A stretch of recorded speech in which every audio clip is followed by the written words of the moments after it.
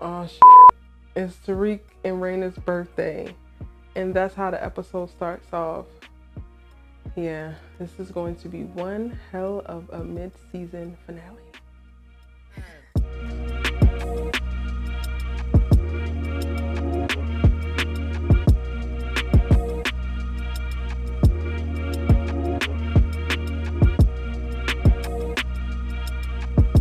Hey y'all, it's your girl Erica Vane back talking about Powerbook 2 Ghosts. And if you are watching the series and obsessed with the Powerverse, click the subscribe button.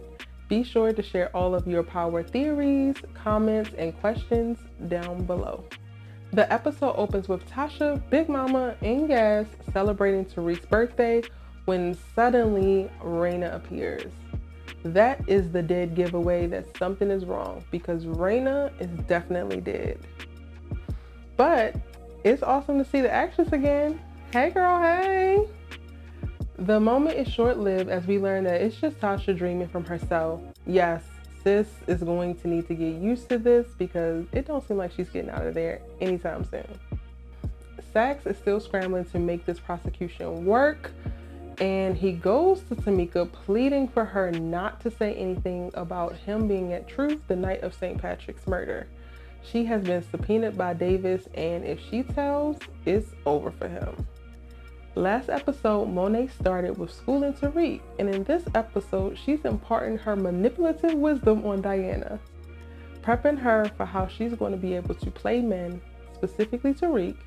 Monet tells her that it is a man's world and she's got to be smarter to equal the playing field.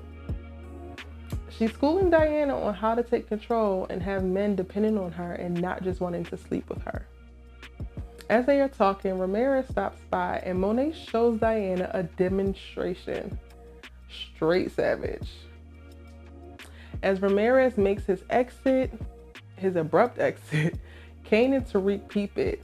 When they get in the house, Kane wastes no time coming at Monet about the cops sniffing around and potentially causing problems.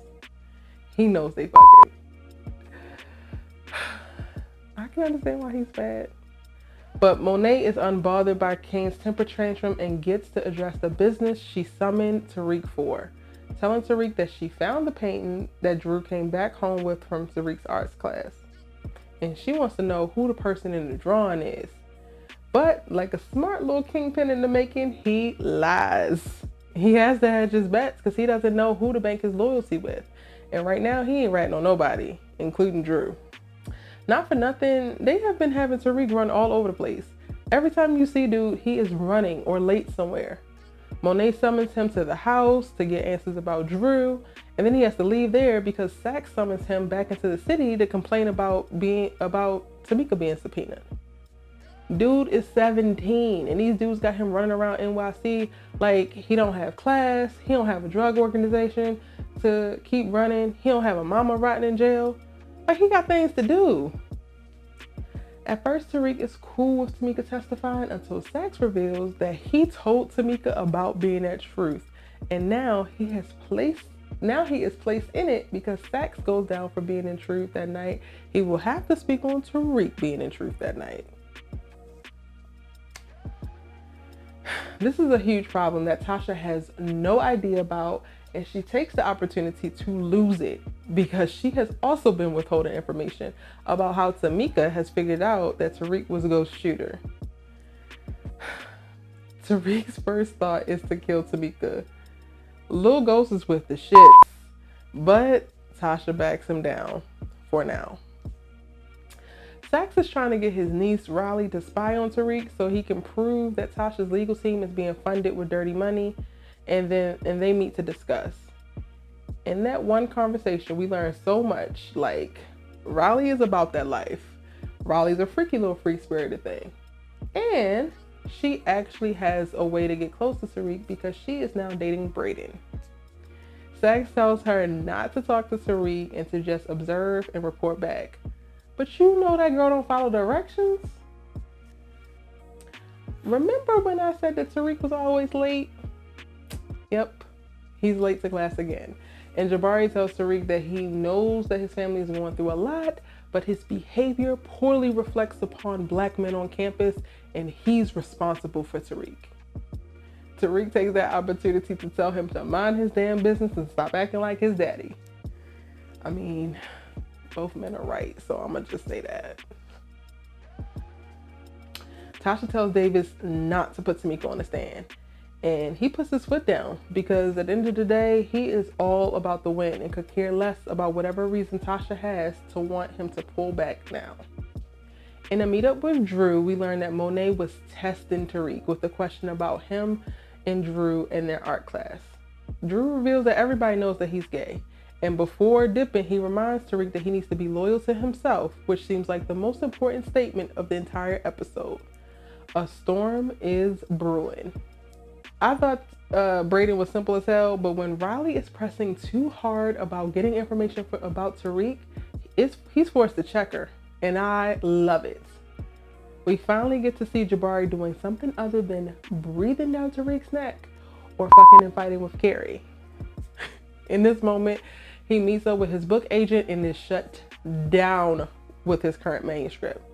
He gets warned that if his next book is not great, he gonna be dropped like a bad habit. So Mr. Perfect Professor isn't so perfect?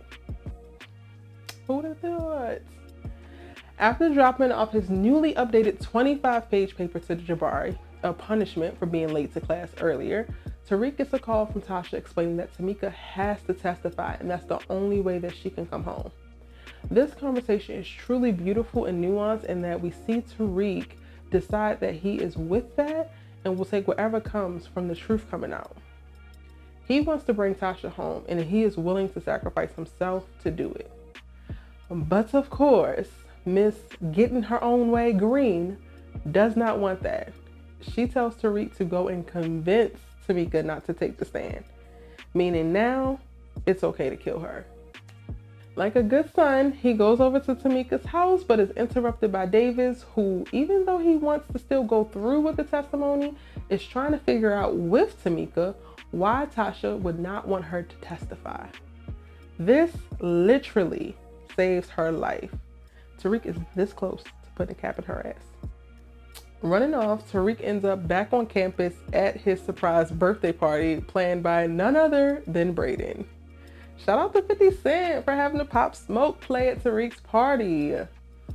Brayden shuts Riley down yet again when she is prying about Tariq for the second time, and she accidentally drugs him, thinking that she's slipping Brayden some drugs to calm him down. Yeah, that just went from 0 to 100 real quick.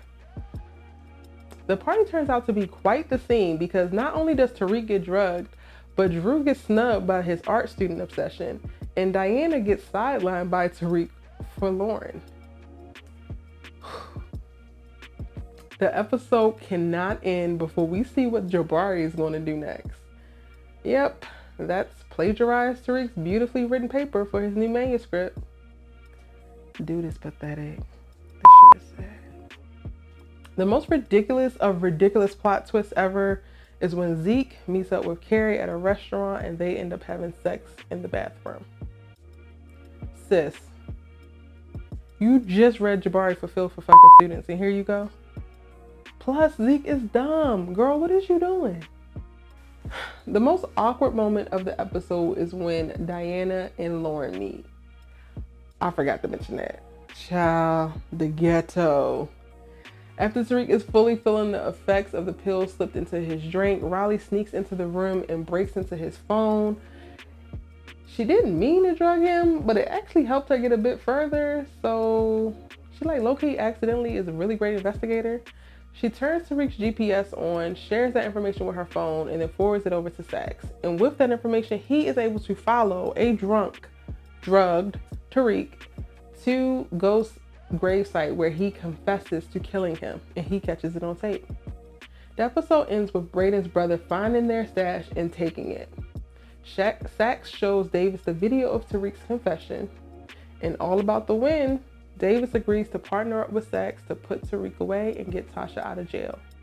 The series just escalated to a whole new level. Well, that's the rundown of episode 105, The Gift of the Magi, Powerbook 2 Ghosts. The show is currently on hiatus and returns in December. Catch new episodes on Sunday night at 9 p.m. on STARZ. Live tweet with us at ericavane.com at the same time, and let's chop it up. In the meantime, what do you think is going to happen next? Do you think Tariq is going to go to jail for killing ghosts? Do you think Tariq, or who do you think Tariq is going to choose between Diana and Lauren? Will Tasha let Tariq go down for this?